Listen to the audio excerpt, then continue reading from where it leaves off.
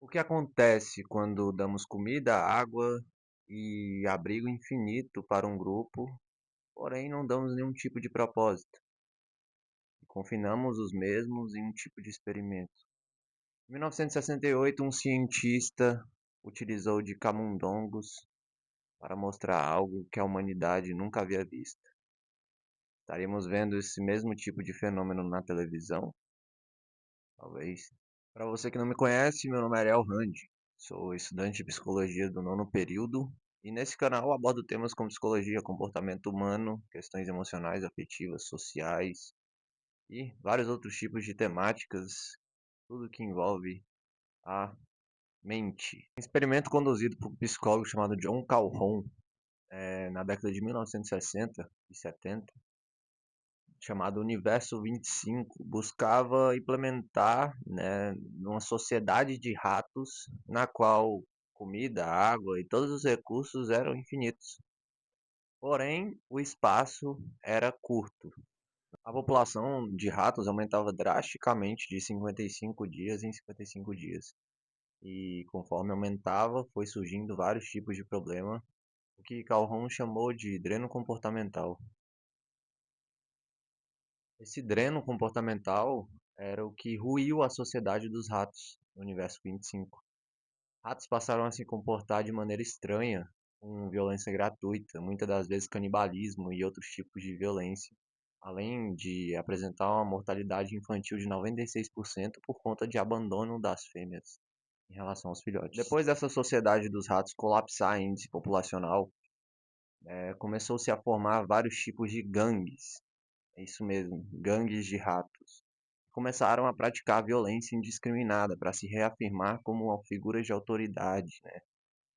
Enquanto outros se viam do outro lado da moeda, já eram tão violentados que já aceitavam qualquer tipo de violência.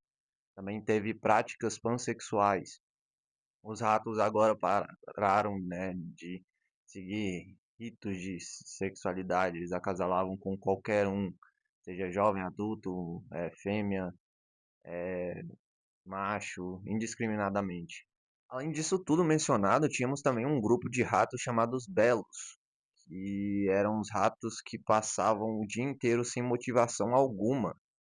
Eles só dormiam, comiam, bebiam e cagavam e lambiam o próprio pelo. Por isso o apelido belos, porque o pelo sempre estava bem cuidado. Ou seja, eles eram bonitos e fisicamente saudáveis, mas estavam mortos por dentro.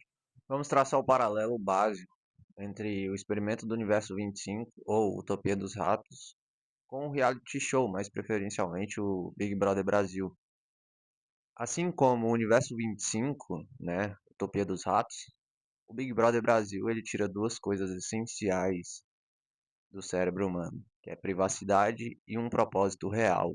É igual você se imaginar no trabalho, né? Você lidando com o cliente, tendo que mediar cada palavra que você diz, para você fazer um tipo de venda, um tipo de acordo, seja lá o que for, seu cérebro ele entra em fadiga, né? Uma fadiga cognitiva, uma fadiga emocional, que você está a todo momento se hipervigilando, né? Compilando as informações para assim falar, e seu cérebro entra em estado de fadiga. Você quando chega em casa só quer dormir ou extravasar.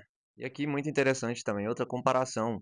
Lembra daqueles ratos que passavam o dia inteiro só se embelezando, fugiam do convívio social? Aqui no BBB a gente tem o que o pessoal chama de planta. São aquelas pessoas que desistiram do contato social, desistiram de preservar estratégias de jogo ou de algum tipo de interação para mecanismo de sobrevivência mesmo, de sobrevivência psicológica. Então essas pessoas não têm nenhum tipo de interação com o jogo, né, com as estratégias do jogo, e o convívio social é limitado. Então a pessoa só vai fazer o básico ali, seguir a rotina dela e evitar ao máximo, né, ter um conflito. Quando a estrutura social se perde, né, por exemplo, nos ratos, eles formaram grupos gigantes para ir contra outros ratos. Não à toa também no BBB eles se reúnem em grupos grandes para irem contra um inimigo em comum. Normalmente apenas para exercer uma forma de poder, uma forma de soberania e impor, né, ao outro uma espécie de cancelamento dentro da casa. Então, assim, a pessoa ela se sente, né, parte daquele grupo, mas não por afinidade, simplesmente uma questão de sobrevivência, né, para não ser o próximo alvo. Então, além de tudo isso, né, dessa dinâmica social inteira, a gente tem também um ambiente contingenciado por vários tipos de estímulos visuais. Vocês podem ver, né, lá as imagens da casa que são sempre lotadas de cores vivas, vermelho, azul, os quartos com cor rosa, azul, cada quarto com temática diferente. O ambiente do líder é sempre o mais assim recompensador, o que Skinner chamaria de reforço positivo ou reforço intermitente, porque demora para você ganhar a prova do líder, né? E fora isso tudo, ainda temos as provas, que, por exemplo, a prova é, de resistência, que exerce do corpo o limite, e o quarto branco, que deixa a pessoa simplesmente no psicológico ao limite. Você está isolado dentro de um quarto com a cor altamente luminosa, né? Porque, consequentemente, a pigmentação do branco aos nossos olhos, ela, por muito tempo exposta, gera fadiga mental, de fato. Além de isolamento, a pessoa é submetida ao psicológico ao máximo e ao físico ao máximo.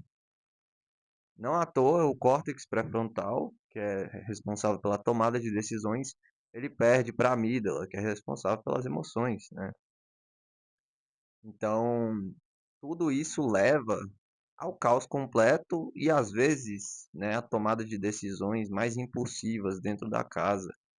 E olha que eu nem acompanho o BBB, isso é um estudo de caso, né? Um paralelo bem interessante.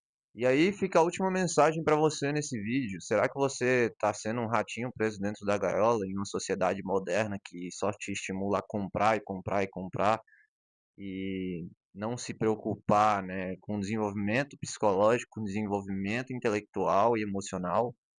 Ou você, né, está sendo uma pessoa coerente com a sua própria vida? Porque talvez você seja só uma pessoa sem liberdade, sendo contingenciada por um monte, né, de coisas que você simplesmente não compreende e, consequentemente, você vive no automático. Ou você pode ser uma pessoa que está compreendendo tudo isso e está querendo mudar. Então, te convido, né, a acessar o meu canal, dar uma olhada nos vídeos, né, até agora publicados e também dar uma olhada na página do Instagram e do TikTok, onde posto a maior parte dos vídeos. E é isso. Fico por aqui. Até mais.